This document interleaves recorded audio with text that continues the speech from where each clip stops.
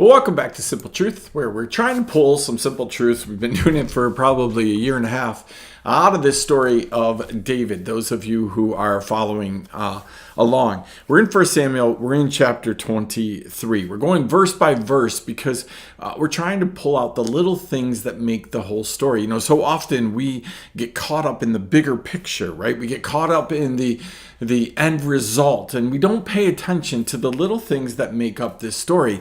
And David gets anointed as king by Samuel, but there's this whole long process of how he gets to that place. We forget that. God makes us promises, and we just want that promise right away, rather than watching God fit us and form us and all the things to get ready for what he calls us to do. So we're in chapter 23 of 1 Samuel. We left off with verse 12, right? Where David has he's having this very interesting encounter.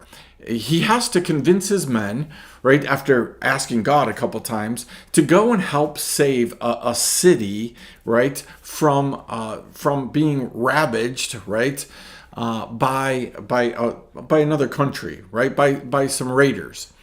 And he goes and he does that. And you would think that the response of that city would be, yay, thank you. But at the same time then, Saul, David's enemy, the king, comes, finds out that David's there and says, hey, we're coming to get you. And David then calls and pleads, and God says, yep, they're going to turn you over. And we've talked about that, right? Sometimes we help people out and they turn on us. And we have no idea. We think that should bring and build up some goodwill, or, hey, they should repay us, or all those things.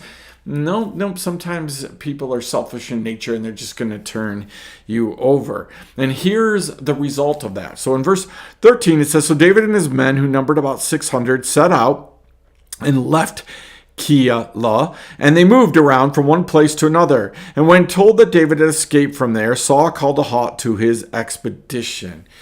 So notice again, they're leaving this city, stopped Saul from pursuing, but it had them on this from place to place to place. We love permanency.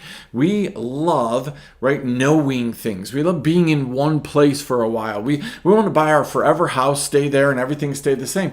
And sometimes, right, as God is preparing us for things, he moves us from place to place to place. We don't like that. We call people who do that with church hoppers. But the truth is, would God move you from church to church to church so you could learn things? But also this concept of, would God move you around to keep the enemy off your trail? Right? You watch any good old Western, you watch any of these shows where people are chasing after other people. There's always this part where they're trying to throw them off the trail. God knows everything the enemy does not. So when God asks us to move or do something that's kind of out of the ordinary, it might not be because, hey, I want to ruin your life and I want you to have to move from your home or quit your job or leave your church or anything. Sometimes God is trying to throw the enemy off. Now, that presupposes that you believe that you are facing an enemy. Most people don't. Right? They totally forget every day that they have a real enemy that really is after them, really wants to get them. Right? But if you remember that and you get the intensity of his hatred for you and that he wants to get you and your family and those around you, then you might see some value in moving from place to place. Why? It'll stop the enemy, or at least confuse the enemy as to how to pursue you. So maybe there's some of that stuff going on with you today. Maybe you're looking around and wondering why you feel like you're just restless and you're moving and you're constantly going from one thing to the next. And that might truly be the fact that that God is working on you, right, and trying to get you someplace.